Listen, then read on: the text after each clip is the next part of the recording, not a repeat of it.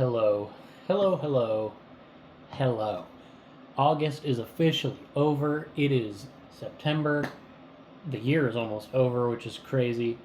But I'm still reading books. You know, I'm always reading books. So, I'll be honest. August was a month of a lot of stinkers for me. I read a lot of books in August that I did not enjoy or couldn't really just like absolutely chew through. But that's fine. It happens sometimes. So we'll get right into it, okay? Okay, thank you. The first one we have here is Absolution by Jeff Vandermeer. I absolutely loved the first three Southern Reach books, but I also read those like 4 years ago or something in 2021 or 2022. So a lot of the things that happen in this book kind of I feel like went over my head because I didn't remember every single little detail from the original Southern Reach trilogy. So don't do what I did. Read the Southern Reach trilogy. Reread the Southern Reach trilogy before you read Absolution. Just read all four of them in a row. Uh, uh, but this was still a good book, a good sci-fi book. Very, very Jeff Vandermeer. Very, very Southern Reach trilogy. And I liked it, but I think I read it in the wrong way, which is fine. It took me a long time to read that book. And when I finally did finish that book, I read something that I really, really liked.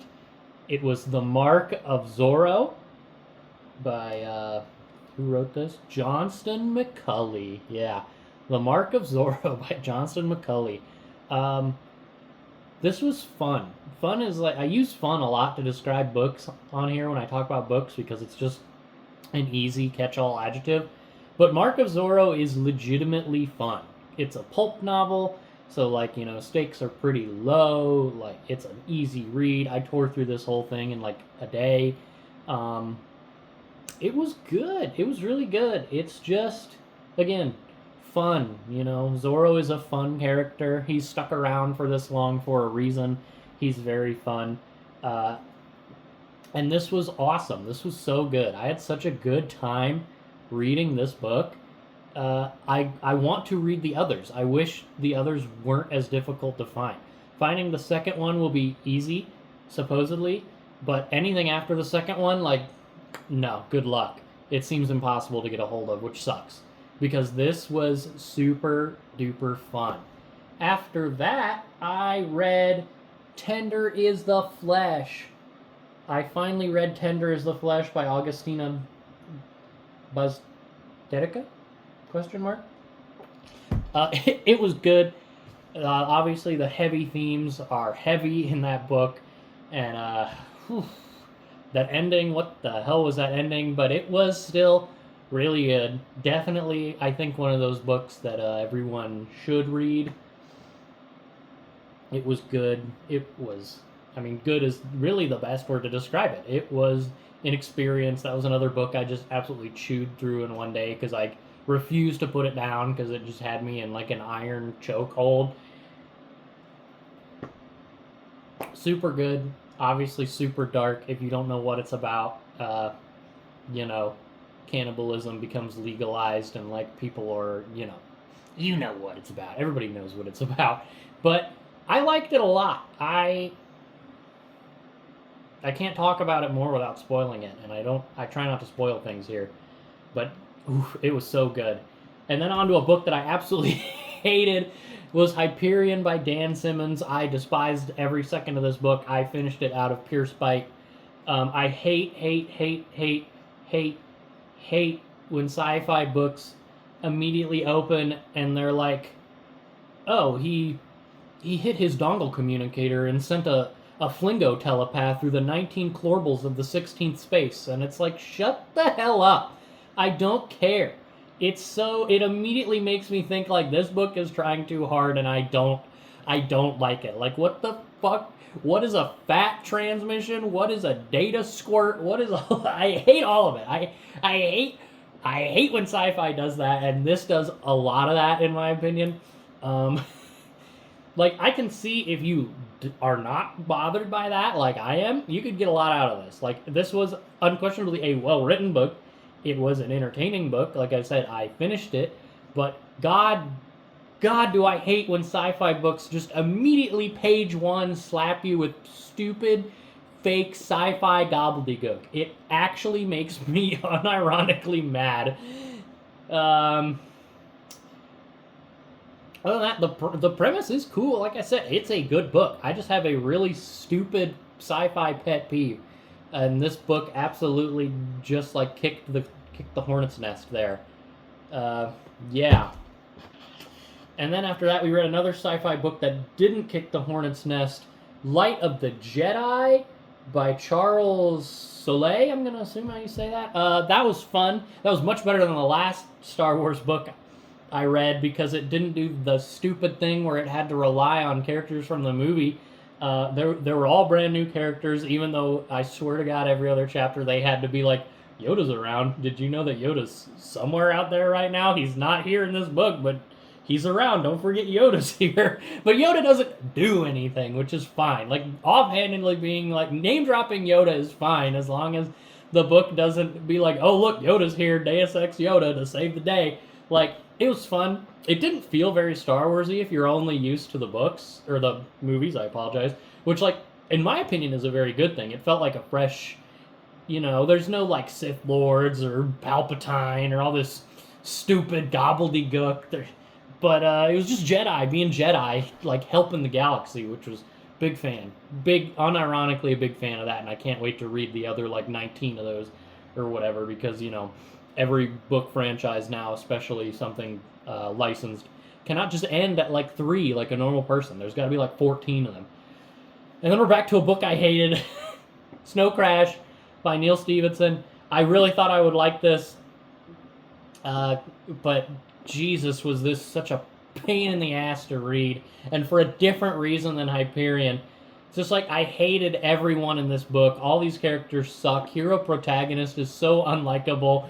He's such a Gary Stu weeaboo. I have the power of God and anime on my side, motherfucker. I hated hero protagonist so much. I hated that girl that I don't even remember the name of. Unironically, the best character in this book was Uncle Enzo. This should have been an Uncle Enzo book. I hated this book so much, which is a shock to me because I really came into this expecting like, oh, this is going to be like funny. But it wasn't funny. It took itself way too seriously. And like, even if it was supposed to be parody, it didn't feel like parody. It felt like I just hated it. I had no fun with it. Another book I read purely out of spite and just to say like, oh, I read Snow Crash. But I had no fun at all with Snow Crash. Bad book.